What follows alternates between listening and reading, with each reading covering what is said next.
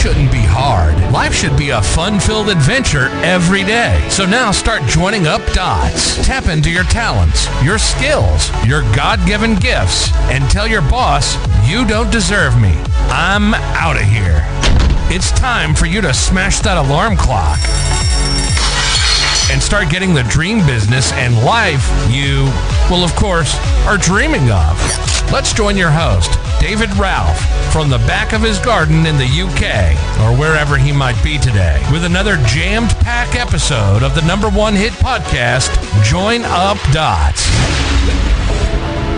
Yeah, good morning to you. Good morning to you. Did that seem really loud and noisy? I've been offline for a while. I've been doing one of my 1970s type disconnects, when I disconnect from everything and just allow sort of reading books and a little bit of TV. You got to have a little bit of TV every now and again, but it's a total sort of disconnect to try to just sort of feel the energies channel through me again. Because what actually happens is you go busy, and then you start training your body to be busy, and then you get to a point that the work's not very good. You need to be able to sit back and rest and just allow things to occur. Make life simple. So I have been disconnected totally from the internet, and it's been a bloody delight. It really has. Now, when I came back to it, I had a voice message from a guy called Jeremy from the United States or Canada. It could be. He's got that kind of accent, and I'm going to play it in a moment because it's really interesting. There's many sort of different elements to this statement that he made on the voice message system on Join Up Dots, which I think is really interesting. So let's hear this. This is from Jeremy, okay? And he's a lovely guy, and he built up to this. He stopped being a scaredy pants, and he left me a message. Hello, David and the Join Up Dots team. I wanted to make this quick. So I've listened to your podcast a while and have found a lot of value from the advice given in it. And I finally wanted to take the courage to reach out and take the low-hanging fruit of the free consultation or some advice that you offer. I just want to make sure that I'm the right person that you want to help. Currently, I was laid off about 4 months ago working in the crypto industry. I feel I haven't been that productive at all during this time. I'm 23, I'm young and ambitious, but I have some opportunities facing me right now. This is where I need advice. I feel like I've tried my hand at entrepreneurship, but not successfully within academia from the last 4 years.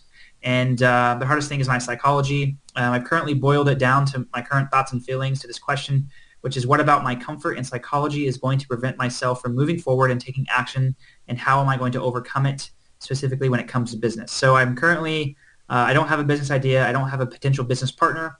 So like I said, I'm 23. I know what my strengths are. I know I have an idea of what I want my future to look like. And I just feel like my laziness, comfortability, and fear of failure and people are keeping me stuck. I have a lot going for me, and I just think I need a little help. So what should I do? Do you have any advice for me? And I look forward to hearing back from your team, and just getting some help. As you mentioned in I really liked your Andrew Carnegie episode. This is kind of where I got the motivation to reach out. So thanks, and cheers. I'll hear from you soon. So I went back to him with a video message embedded into an email so he could see me sexy face.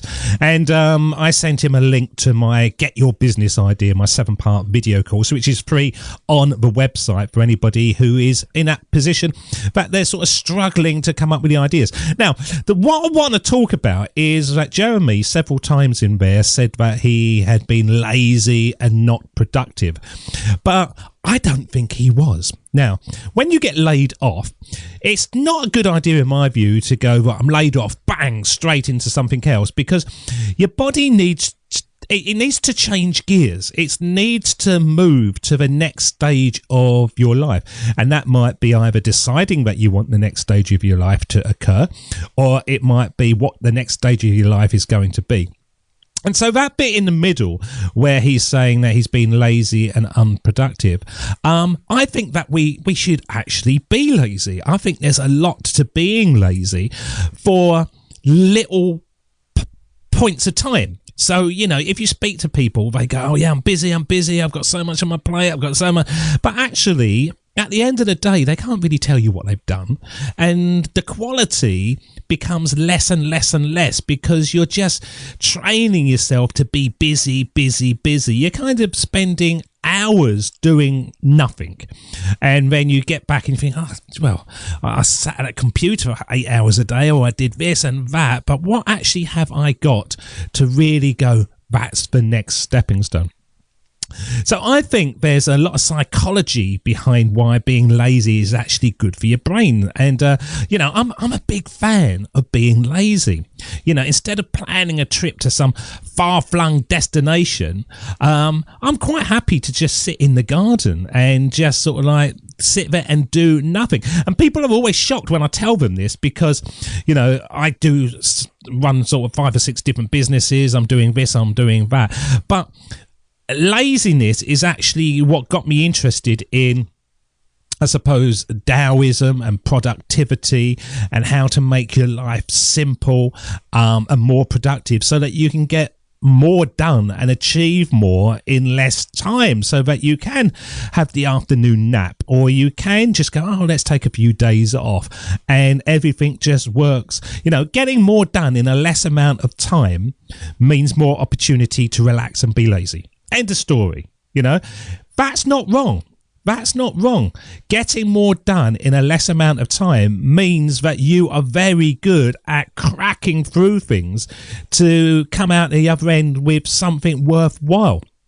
And these days, it seems impossible to relax. With the pandemic, it caused a huge amount of stress. And many sort of, at that time, felt like they were on the brink of madness, partly because they were forced to slow down. They were forced to not do as much as they thought they should be doing. But research has shown us that giving yourself permission to be lazy might just be the perfect antidote for all of us. Now, most people, I think, are bad at being lazy. And when I say lazy, I'm not talking about, occupying your time with mindless distractions. TikTok anywhere. I can't get my daughter to come off of TikTok. I'll do it later. I'll do it later. Well, get off bloody TikTok. All you're doing is scrolling up and down. I'm not talking about proper idleness. I'm talking about defined idleness. It's when you choose to do nothing. For much of the day, our goal is to remain focused, I suppose, so we can keep checking things off our to-do list. And I think that's what Jeremy has struggled with, the fact that he feels like he hasn't been productive. Now, that's a good thing when we're in the office, or it's a good thing when we're building a job or an entrepreneurial life for ourselves, because it helps develop productivity mindset, and then we accomplish more. Now, as I say, during the pandemic, the productivity mindset was a bad thing. And that's because our brains are wired to selectively focus on things we find both interesting and threatening. And it explains why we do things like check the news or social media every 10 minutes, or dwell on worrisome emails we received 3 weeks ago. And being stuck indoors made it even worse, because it made our home turn into a personal sort of checking list, really, rather than something that should be enjoyed. And we try to cram even more tasks into the day. So what I think that we should do is draw a line under a time and go, okay, I've been made redundant. I'm going to spend the next 3 months just being lazy. Not thinking about anything, and just allowing my brain to come up with new ideas. Because when our attention is at rest, the place our mind wanders to generally includes the future, the present, and the past. And this matters because in the process we can literally become more creative and better at problem solving. We can think about the future, we can think about what we need to do to achieve that, and kind of join up the dots. Yeah, we can join up the dots. So I think the 3 things that we need to do, and this is to Jeremy and to all of you, is if you think that you're not being productive, that's fine. Just plan for the future, okay? Because we think about the future 14 times more often when our attention is free to roam. compared to when we focus on just one thing. So without even realizing it, we're reflecting on long-term goals and setting intentions. And that kind of then links up to the present, because you suddenly think, oh, I know what I should do to do that. I know what I should. I've been doing something this week, and I've been a detective. I've actually been, it's a long story. I can't share it on the podcast, but I've been following people around in their vehicles and sitting and just like a police officer trying to find their movements. I might do a podcast episode on this sometime, but anyhow, and all the time I was thinking to myself, I know what I could do. I could do this and I could do that, because I had a lot of time to kill just sitting around waiting for people to come out of buildings and stuff. I shouldn't have mentioned that. You're probably quite intrigued now, but yeah. So I've been following people around, finding their movements for a reason. And I've just been thinking about the future, and it's been allowing me to come up with new ideas. You know, you try to remember the last time you came up with a creative idea or solution. And chances are it didn't happen when you were racing to beat a deadline or trying to pack so much into your day. Instead, it might have been when you're just in the shower or sitting on the toilet or sitting on a beach, you know, just kind of being lazy, really. Creativity comes when you're not doing anything at all. It's that little time when you're just drifting off to sleep and you're just thinking, and bing, the idea comes to you. And that's how it occurs. So what do we need to do? We need to make time to recharge, because when our brains are at rest, we're actually conserving our mental and physical energy, so we can then expend them on the right things. So we're actually investing in our mental health. We can give ourselves permission to be lazy because it's better for us. Hardly anything saps our productivity more than an anxious mind. Now we just need to stop being so busy, being so hard on ourselves, thinking that we should be more productive than we are. Forget about the value of your time, detach yourself from the productivity mindset, and just go, okay, I've been made redundant. For the next 3 months, I'm not going to think about anything at all. I'm not going to try to worry about money. I'm not going to think about my future. I'm just going to rest and be lazy and wait for your mind to tell you what it needs rather than what it craves. And after a certain amount of time, you'll find that your brain has slowed. Then you can go for that walk, you can watch some Netflix, you can listen to some music, and then bang, it might just be one of the most productive things you'll do today. The ideas will come to you, then you're up and running. Yeah, and then you can really make an inroad into your dream future, whatever. So don't think about you haven't got the ideas. Don't think about your situation. Just think about creating the environment for these ideas to come to you. Just rest and be lazy. And you know, if you're still being lazy in 8 years' time, then you've done something wrong. But you can certainly say, no, for the rest of the week, I'm not doing anything at all. I'm not going on the internet. I'm not checking my phone. I'm just going to float around and allow those ideas to come to you. And I guarantee you will gain so much. So Jeremy out there, stop being hard on yourself, mate. Go through that course that I sent you. Come up with some ideas. And once you've got the ideas, we'll connect again. And just say to yourself, okay, I've drawn a line under it. Now is my time to start moving forward. And that's how it works. Nothing occurs by being too busy.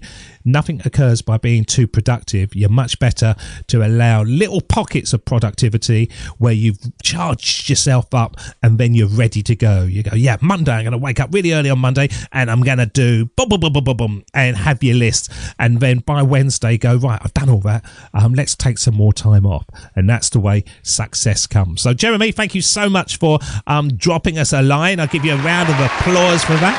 And for anybody else out there that just needs a little bit of help, just like Jeremy's done, send us through a voice message and we will connect with you personally and help you move forward to getting your dream life. Because as we always say, that's what we're here for. So until next time, I will say to you,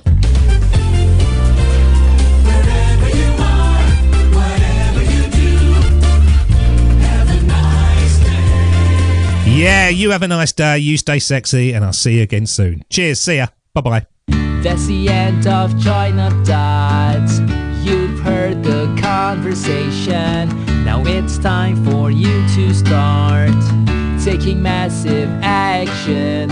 Create your future, create your life. It's the only life you've got. We'll be back again real soon.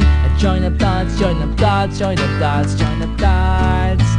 Join up dots.